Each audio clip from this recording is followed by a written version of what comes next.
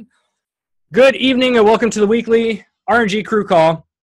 Coach Chaz here. We're going to dive into pretty much the topic of the day. It's the beginning of the month, so none of us really have many Success Club points or anything like that, except I did just see that Teddy enrolled her first coach. So congratulations. That is a huge, huge first step.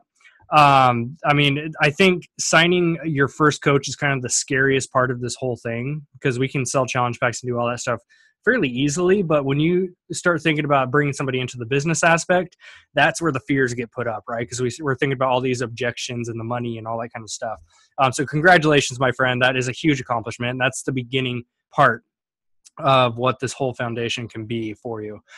So moving forward, really, I just want to hammer out kind of 4 bullet points on leading by example, which is what the main team call topic is going to be for this one. And then, like I just said before we hit record, the first half of all these team calls is going to be just a topic I want to talk about. The second half of all team calls is going to be geared towards the leaders. So if you were not in the leaders group at the end of the first half here, I'll stop recording, and then you can go ahead and leave the room, and the leaders, whoever left off, will pick up our team call from there. So moving into leading by example, this is something that's been on my mind because it's something that I finally have a pretty solid grasp on myself, but it took me, I've been signed up 6.5 years. It took me about 5 years to get a hold of being consistent in my own life, leading by example. So my first bullet point in how to lead by example is you have to put yourself first. More than anything, you cannot be a successful coach in this industry if you are not following what your own advice would be. And one thing that kind of clicked in my mind, I remember back when I was skipping workouts all the time.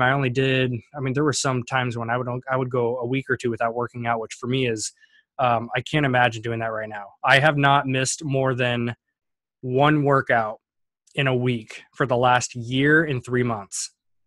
It was May 2014 is when I, workout wise, fitness and nutrition wise, May 2014 is when I got serious about my own health, and my body and my mind has completely transformed because of that consistency over time. And so now I don't miss workouts. I don't fall. I have bad nights where I don't track what I'm eating. Maybe I eat too much. I eat the wrong foods. But in the sense of completely falling off the wagon, I don't fall off the wagon anymore. If I do, it does not last more than a day or two because I catch it early. I get my butt back up on track. So you have to put yourself first. And that's with your fitness, your nutrition, your personal development, which is your mindset stuff. Pretty much the 3 vital behaviors, right? You have to do those. That's why they're called the vital behaviors. It's like oxygen and water. Those are vital for our survival. Your fitness and your nutrition and your mindset has to be absolutely non-negotiable daily routine. Because if you are not making a daily routine, or if you say you're making a routine but you never follow through, which is what I used to do. I used to make checklists and I would put it into my calendar and I would do all the scheduling stuff, and the alarms would pop up on my phone and I just go look at it and go, meh, I don't feel like doing it today. I'm not going to do it. I did that for the first 5 years of my coaching career. And shockingly, when I finally started treating myself the way I would treat a client, I got tough on myself, and that's where the results started to drive in. So treat yourself as if you were your own client. And this is what I remember doing this. I literally took myself out of my own head. I looked at where I was. I looked at my stats. I looked at how much I weighed, my body fat percentage, where I was emotionally. I wrote down the things I didn't like about my, not just my body, my whole being. I wrote down I got sick and tired of being exhausted all the time. I got tired of being just tired in general. I think with being tired, it domino effects into a lot of other things. That's where you start to skip workouts and you eat crap. And throughout that, you start to have low self-confidence. You don't really want to talk to anybody or share anything on your Facebook because you feel like you're stuck in a rut. It's all connected. It's all in a domino effect. So I remember when I sat down, I made these different small lists. It only took 5 minutes. We call it a brain dump. You just, for 5 minutes straight, you set a timer for 5 minutes. because that 5 minutes is going to seem like a lot longer than it actually is. For 5 minutes, you make a list of all the things that you want to improve in your life, or like I said, look at yourself as if you called yourself up and said, hey, I want to start working out, and here's my why. If you were to talk to yourself as a client, what would you say? Would you simply just be okay with how you've been treating your own body and your own mind? Or would you say, no, that's not acceptable. You need to be doing this, this, and this. And those are the things you do. It's literally tough love on yourself. I don't think everyone can do it. I was fortunate enough that it was a spark under my butt. And the first thing I told myself was, because of my inconsistency with my workouts, because that's where it all stemmed from. If I was working out consistently, my nutrition was great, and everything domino affected from there. Everything fell into place. But I noticed when I stopped doing my workouts, because for me, fitness is therapy. I'm one of those ones that I love fitness for the fact that it releases these endorphins and dopamine and all this kind of stuff in your brain. It makes you feel good.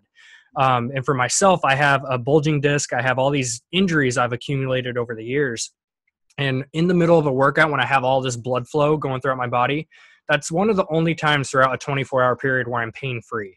And for me, that's the best feeling in the world, is the combination of all, that workout high on top of being pain-free.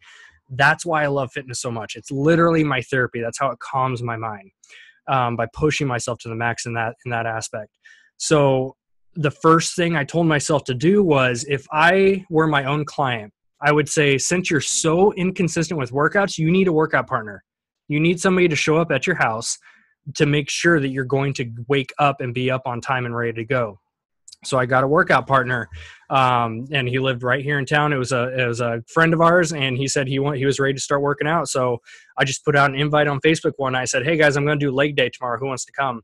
And his wife, unfortunately, is the one who signed him up for it. So he had no idea what leg day was. But he kept showing up. And it's been 1 year and 3 months now, and we've both been rocking it. So if that's something you struggle with, find a local partner. If you can find another, it doesn't even have to be somebody that you're necessarily friends with right away. You can just go into all the different coach groups we're in. You can find a local Beachbody coach, especially if, I don't know what cities you guys are in necessarily, but the Beachbody network is fairly large now. So if you're in a city where you have other Beachbody people, partner up, man. Get that extra accountability if you need to. It doesn't have to be friend. It doesn't have to be a family member. If you can just find somebody, another coach, it can be a friend or family member, find somebody to do it with you. Yeah. If you want to start completely fresh, just say, okay, tomorrow I'm going to start P90X3 or Body Beast or 21 Day Fix. Start a program and put the invite out there saying, I want somebody that's going to do this with me. And have them show up to your house, or you go over to their place. But find that accountability. So that's what helped me a lot, was in the fitness aspect. So again, going back to bullet point number 1, is you have to put yourself first. Because like I've said 1,000 times, if you wake up in the morning and your cup is empty, you can't go throughout your day expecting to give your best to other people if you're running on empty. If you wake up and you start, that's why I love my morning routine I put together. I posted that image inside the group. I notice on the days that I do that morning routine as is, without modifying, I just bust through that list and I do it. And it's not that much time.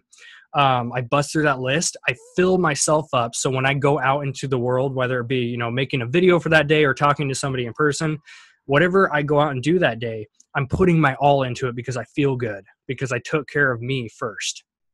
Don't ever feel like it's a selfish act to take care of yourself. Where a lot of us are stuck in this people pleasing mode where we're always giving and giving and giving and giving. And we're just saying yes and yes and yes and yes. And we don't know how to say no to people. So sometimes you have to say no to those invites to go out on a Friday night. Sometimes you have to say no to certain things if you know that you need to do something for you first. So that's a big, big thing that I switched up, was starting to just take care of me first. Because I now fully understand that with me running on low energy, I'm not going to be able to give my best, especially, dealing with like a massage therapy career. I noticed on the days that I skipped workouts, back when I worked for the spa, the days that I skipped workouts and I ate garbage, I feel sorry for those clients who showed up and paid money to have me work on them, because it was a crappy massage. The days I take care of me first, especially first thing in the morning, are the days I feel like $1,000,000. So that's the first and probably the most important thing when it comes to leading by example is take care of you. And by taking care of you, which leads me into number 2, which is share.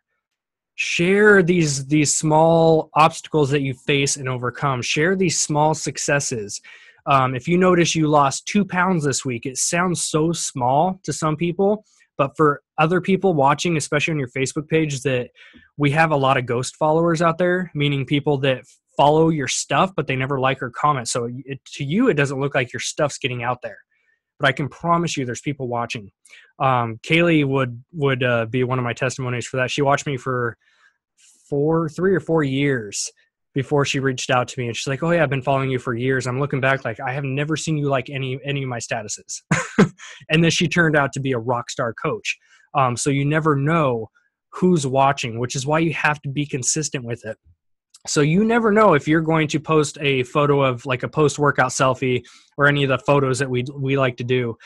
You never know what's going to inspire somebody. And I could tell you by example was last week, I posted a picture of my Shakeology cup. And it was like a blueberry, or no, it was the strawberry ice cream one that I made. And I got 2 Shakeology sales off of that. I could have easily just whipped up my Shakeology and downed it, went along my day and didn't post on Facebook at all. But I just simply took a picture and I didn't say buy this. I didn't say anything like that. I just shared because it was really freaking hot out, I remember. So I'm sitting out on the back and I was eating this the strawberry Shakeology ice cream. I just took a picture and posted how great it tasted on a hot day. And it eventually led into two Shakeology sales based off of that. Same thing with 21 Day Fix. I actually have a gal that she purchased 3 21-day fixes because of one photo I shared. And so she finally just reached out. She's like, I saw that last picture you posted, and I've been seeing this on infomercials. And I finally just wanted to reach out and see what this is. And because of that one photo, she's like, you know what? My mom's going to love this and my sister's going to love this. And she ordered 3. That was like $200 order. It's just those little tiny things about sharing. And that's why one of the big pieces of this whole Beachbody thing is a lot of people, even if you're doing your workouts, if you're following your program, you're drinking your Shakeology and you're inviting people, you're cutting yourself short. If you're not sharing about your journey, you're not going to reach the number of people that you can. It's just wasted potential at that point. So share everything, your Facebook page, and especially like Periscope. These things, blogs and videos, these things are your reality TV show. People are coming to your page to see about your life. Now, going back to other points along with that is, don't share all Beachbody all the time, because you're more than that. If you're into sports, post about sports. If you're into like summertime right now, I post a lot of outdoors pictures and that kind of stuff. I love the outdoors. Like I posted one of Ty out in his little bouncer earlier because he was freaking out, and the only thing that got him to calm down was being outdoors. So I just shared a quick picture of that. So share all kinds of stuff, guys, your hobbies, your family, all that stuff. So that's my little take on just the importance of sharing. Number 3 is tracking. Now, most of us in the leaders group, we talked about last week the calendar system that I'm personally using. It means crap if you fill that calendar up and you're not tracking it. They're just words on a piece of paper that you're skipping, you're not even looking at. Put that calendar up in a place where you're going to see it every day, and keep your highlighters, if you're using those, close by so you're marking it along the way. And don't mark green on something that you skipped. You're not kidding anyone but yourself. And it's kind of like that with this entire business, right? It's like if you get a client that they come to you month after month with the same issues, and you keep saying, are you doing your workouts? Are you drinking, your Shakeology? Are you eating your foods based on your nutrition plan? And they're saying, yes, I'm doing all that. I'm eating perfect, right? I'm working out all the time, and I'm still holding on to this weight. Obviously, they're trying to trick you. They're trying to tell you all these things that you want to hear. But we know deep down, there's something they're not telling us. They're not telling us about the midnight snacking. They're not telling us about the stress eating. There's those little things they're not telling us, but they're not kidding anyone but themselves, and they're only letting themselves down.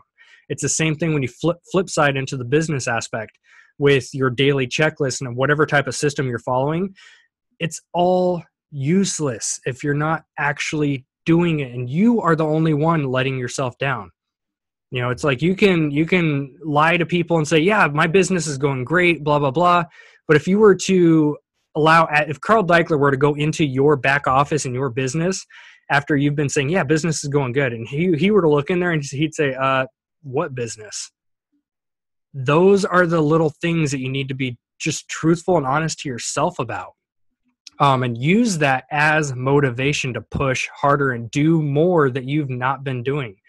Just like the great quote that I posted in there the other day, it was a little food for thought. If over time nothing's changed, you need to reflect on you and see what you need to change.